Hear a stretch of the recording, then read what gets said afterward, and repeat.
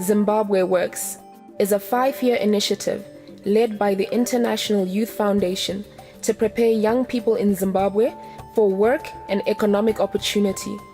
We trained nearly 29,000 young people aged 20 to 35, 61% women. 745 private sector partners provided internships and employability training. 80% of those internships resulted in full-time jobs. Nearly 4,000 participants secured $1.4 million in new loans. Plus, we project $31 million of incremental income through employment and business for 20,000 participants in 2018.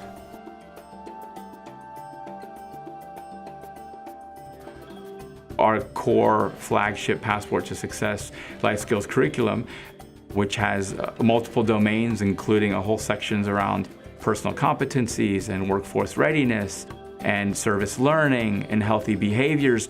All of these have sessions under them that are tailored to help young people be successful. Employers tell us repeatedly about how they can support young people on the technical training, but they need to be prepared to come into work on day one with the skills to be able to work in teams, communicate, take constructive feedback, be proactive, show up on time. Some of these softer skills that aren't understood by the young person are critical to success.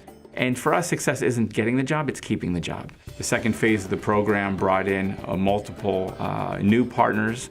So we started with 10 partners as part of phase 1. Phase 2, we were up to 23 partners, and 6 of those were microfinance institutions.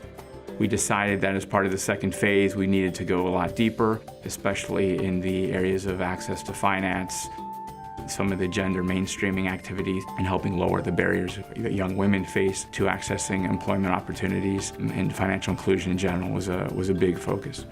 The Zimbabwe Works project has impacted 29,000 young people. 60+% are young women.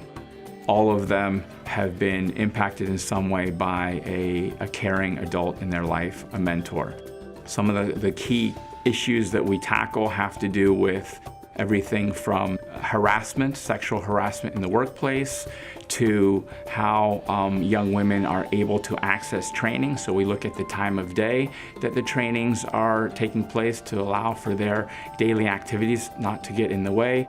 We look at the importance of providing childcare for young women who may need that in order to enable them to access training. We look at issues around equal pay for equal work. We look at issues around mentorship and how are young women mentored and how it is different when you have a young woman who's mentored by a woman role model as opposed to a male, which is quite significant. The Zimbabwe Works project has 2 tracks. The employability track is very focused on internship as the central component. What that means is we've done the market assessments. We work through 745 private sector partners. We work very carefully with human resources departments. We structure a mentorship program where roles, responsibilities, and expectations of both the intern as well as the employer are set from the beginning, and then we monitor progress throughout to make sure that it's a successful experience. And we know from our phase 2 project that 80% of all of our interns actually go on to full-time employment, which is really a fantastic result. What we've done through our entrepreneurship program in particular is allow young people to understand the entire value chain and value addition to products, and what you can do with a fruit or a chicken beyond just selling the live chicken.